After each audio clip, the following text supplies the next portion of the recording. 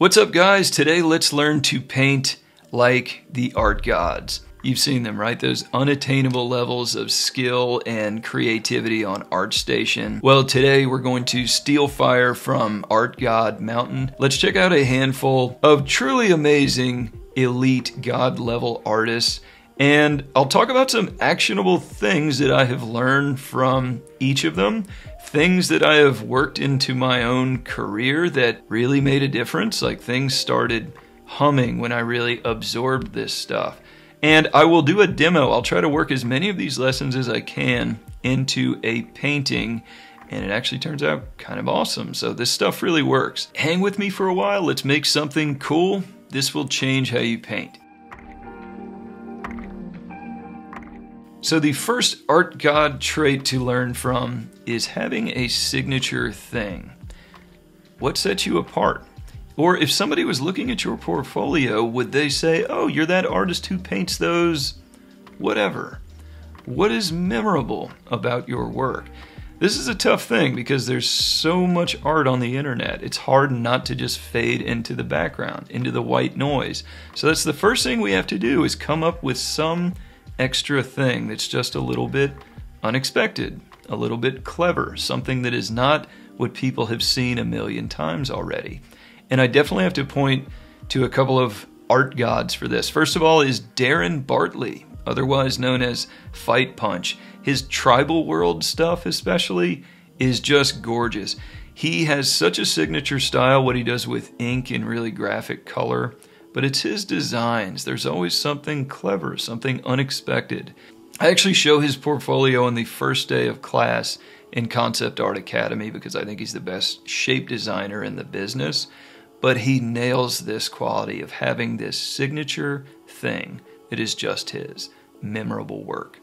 Another artist to point to for this is Ian McHugh, right? Those awesome junky spaceship designs. Awesome stuff, very memorable.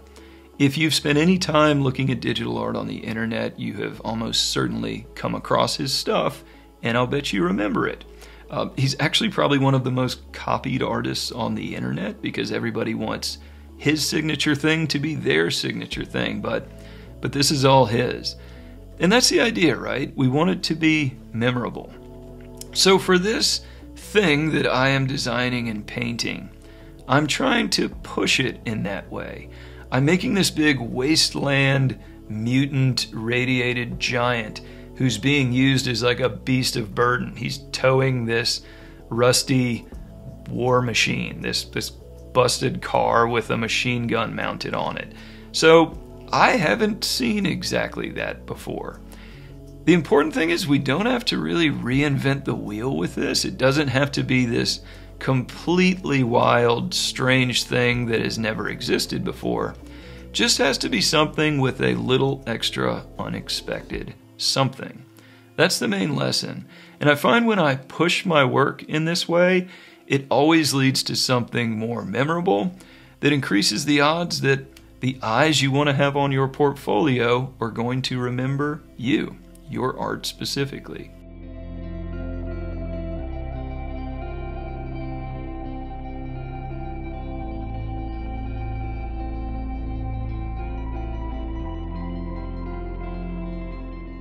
Using light dramatically. Now, we all know that we can use value to describe things three-dimensionally, right? Highlight, core shadow, reflected light. It makes things look round, can make things look pretty realistic.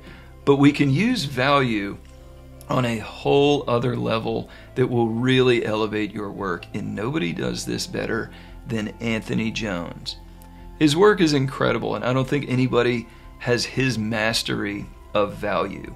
So his monsters, his creature designs, have this incredibly realistic organic quality. He's doing all of that really great sculpting where things look round and three-dimensional, but where he takes it to an entirely higher level is what he does using light dramatically. He carves shadows or beams of light across the focal points of his pieces.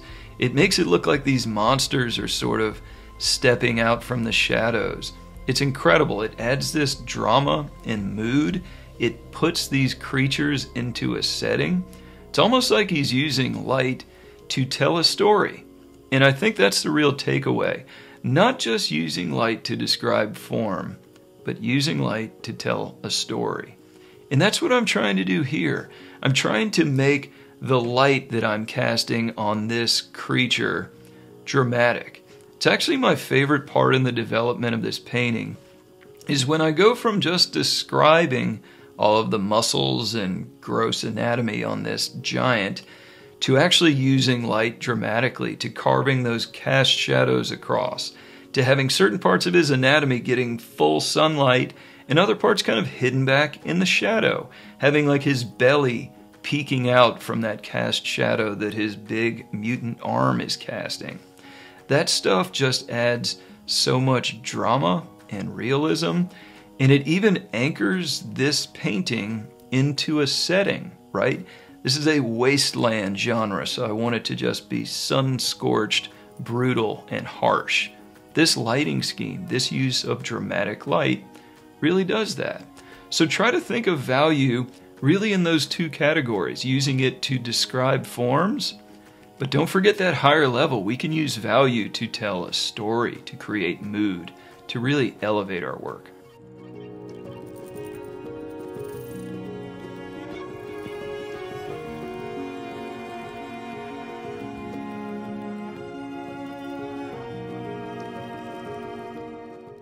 Next, let's talk about using detail.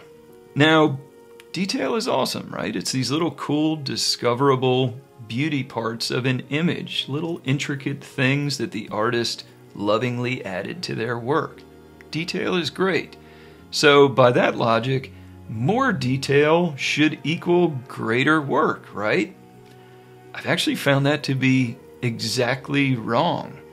Now, for many years, that's exactly what I was trying to do. Detail everything, just render it into submission. If this painting didn't yet feel great, it's because I haven't worked on it hard enough. It's because I haven't detailed on it. Totally, totally wrong. I want to point to an artist who has mastered the idea of using detail artfully, and that is Yu Yiming. Love this artist. These really cool trees that are both detailed but remarkably simple at the same time. Not a bit of unnecessary fussiness anywhere on the images, not a bit of wasted effort or detail. And the result is this perfectly digestible, beautiful work of art where you get all this impression about texture and form and detail with really just a handful of colors and values. So that's the lesson to take away. More detail is not necessarily better. In fact, it's entirely possible to detail a painting to death. Yu Yiming only uses high levels of detail and visual activity and contrast exactly where our focus belongs. And that's the idea. Use detail as a finite resource. It's something to throttle, to use artfully, to only add to places where it will have the maximum effect. So a decade ago, that portfolio that was full of work that was all over detailed, and it led to this work that was just sort of, so what? I had drawn this character and I detailed every bump of leather on their pattern, every shoelace, every grommet. I had gone from head to toe, detailed everything to death. And while I was proud of just the technical rendering, it led to work that was this big sinking feeling of, so what? Who is going to care about this? So on this wasteland giant, I'm not going to detail it to death everywhere. I want your focus to be on a few key parts. His nasty teeth, maybe his ear, his hands, places that give him this really human, relatable quality. That's where I want to max out detail, and I'm going to try to let the rest of it sort of be more loose and expressive. So don't just max out detail, use it as more of a targeted effect like the art gods do.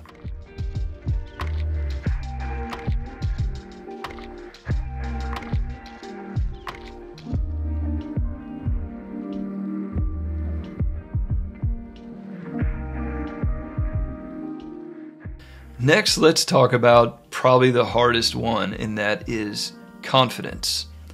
All of those art gods have it. Their work just oozes confidence. With every brushstroke, every design decision, they knew what they were doing. They knew what they wanted. They knew the effect that they were after. They knew what you, the viewer, were supposed to feel when they looked at it. And that's hard, right? That just comes from experience and repetition. But I have to point to the artist who I think exudes confidence in their work more than anybody. My favorite digital painter, and that's Cédric Perret-Vernet. You probably know his stuff from Dishonored, but he's done concept art for so many of my favorite things. But his work just shows confidence. Every brushstroke looks at the same time incredibly descriptive, like his faces look very real, but they also look incredibly loose and impressionistic and brushy. He does some wild textured stuff. So he's able to make things look very real and very loose at the same time. And those two things are really hard to square. And he achieves that just through pure confidence. He just says, this is the brushstroke that I want right there. Cédric is a master of what I call the messy flex. That's something that a lot of these art gods do, is their work is so confident that they're not afraid to leave parts of it messy. It doesn't have to be this highly polished, overproduced thing in order to be impressive. In fact, in a lot of ways, their art sort of just looks like, you know, it was just another day at the office for me. I did this quickly, and look how awesome it is. That is something that I aspire to in my own work, is having the confidence to know that the decisions that I've made with my design, with my painting, are right. And I can afford to leave certain parts of it looking a little bit rough, maybe even kind of unfinished, and that only adds to the overall impression that I was trying to achieve. So with Wasteland Giant here, we're letting this guy be brushy and loose and expressive as many places as I possibly can get away with, so that it adds to that impression that I knew what I was doing, I knew what I wanted you, my viewer, to feel, and I was okay leaving things a little rough around the edges.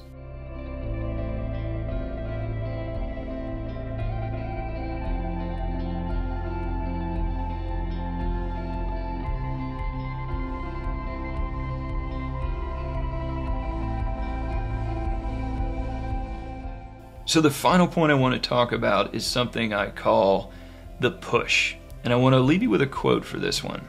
The greatest enemy of a great painting is a good painting. Don't be satisfied with just okay.